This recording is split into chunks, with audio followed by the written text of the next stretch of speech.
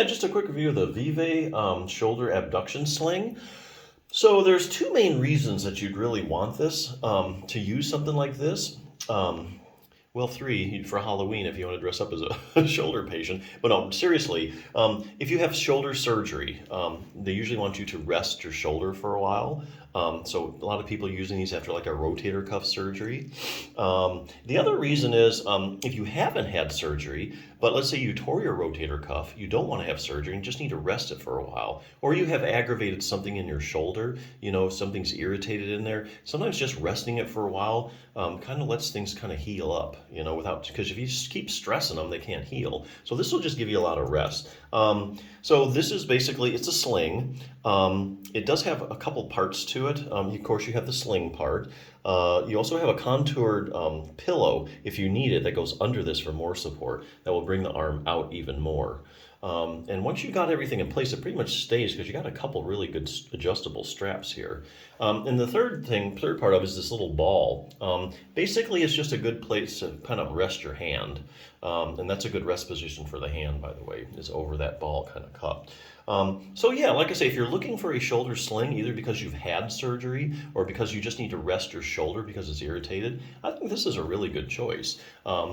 Like you just had your rotator cuff repaired, this is a pretty heavy duty sling. Now, if you do have a rotator cuff problem, you're struggling with that and need a good resource, this is one that I really like as well. The 6-minute torn rotator cuff solution. It says for seniors, but actually, even athletes can use the program in this.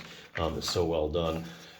Basically, if you have a rotator cuff problem, this is kind of like the Bible I think of it as like, because it answers so many questions that you have for the rotator cuff, and it has a great program to rehabilitate your cuff.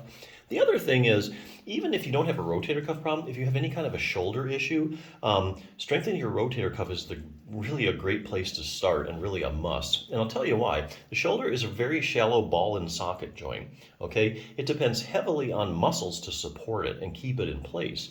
For stability. That's unlike the hip, that is a really deep ball and socket joint. It doesn't need as much muscular support because that ball is just so firmly in the socket. Shoulder's not like that. A ball is really shallow in the socket, so really the muscles keep it in place for the most part. Obviously there are ligaments and stuff which help as well, but it depends heavily on the muscles. And guess which group of muscles really stabilize your shoulder? That would be the rotator cuff. So the more stability you have in your shoulder, the less your shoulder joint gets irritated. So if you have a condition like tendonitis, bursitis, arthritis, the more shoulder stability you have, the more firm that socket, the ball stays in that socket of your shoulder joint, the less irritation you're going to have, and then things have a chance to get better. So great way to solve a lot of shoulder issues. Anyway, real briefly, goes over shoulder anatomy. If you're a real visual learner, you'll like this. There's just like a ton of pictures. Everything's in layman's terms, so anybody can figure out what's going on in your shoulder. Oh, answers you need to know. It has a great question and answer section. What are the symptoms of a rotator cuff tear? Just about everything you'd want to know if you had a tear. Are there any arm maneuvers that might indicate I have a tear? What imaging tests are used? Where is the tear at? Also, let's see, are there different kinds of tears? Here's a great question. I have a rotator cuff tear and I'm in a lot of pain. I need surgery, right? Well, not necessarily. Now, this is a very evidence-based book, and to answer that question, they answer all these questions with studies. Each one of these boxes is a study in layman's terms, so it's easy to understand.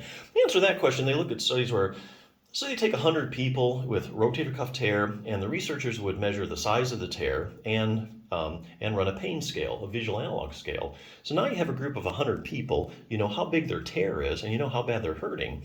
Now you would think the people with the biggest tears were the ones hurting the most, but that's not what they find in these studies. They actually find there's a lot of people walking around that have a torn rotator cuff that have absolutely no pain at all. And these are asymptomatic rotator cuff tears. And there are actually lots of studies in the literature to support this. Especially as you get older in your 60s and 70s, the incidence of rotator cuff tears, it really goes up. And a lot of them are just asymptomatic. There's no pain. So the moral of the story is, do you need surgery? Well, not necessarily, because, let's say you go to the doctor's office, your shoulder's hurting, you end up getting an MRI. MRI shows a rotator cuff tear.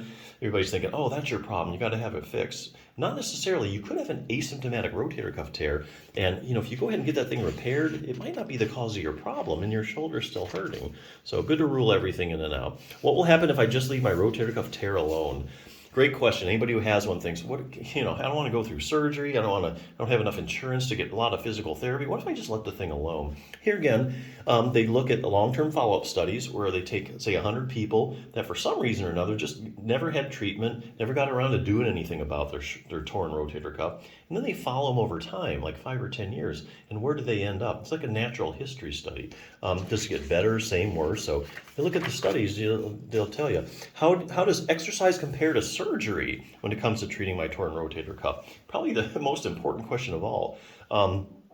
Here again, the only way you can answer this scientifically is looking at the randomized controlled trials. That's the strongest proof in medicine that a treatment's actually effective. That'd be where, say, you take 100 people with torn rotator cuff, 50 you randomly assigned to surgery, and the other 50 you randomly assigned to an exercise program. And then you follow them over time, like 6 weeks, 6 months, 6 years. And there's some really long-term follow-up studies out there. So this book has went over them. And basically, so what you want to know is, okay, after 2 years, who did better? The people that had shoulder surgery or the people that just did the exercise program? And actually, they're not finding much differences between the groups, so you kind of end up at the same place. Anyway, it has an exercise program, does take you less than 6 minutes. It's a beginning, intermediate, and advanced program. Good resource if you're having shoulder issues or rotator cuff. But yeah, if you're looking for a great sling, I think this is a great choice. It's got a lot of features on it I really like, and it's kind of adjustable and it gives you that extra pillow there to adjust it the way you want. So yeah, check it out.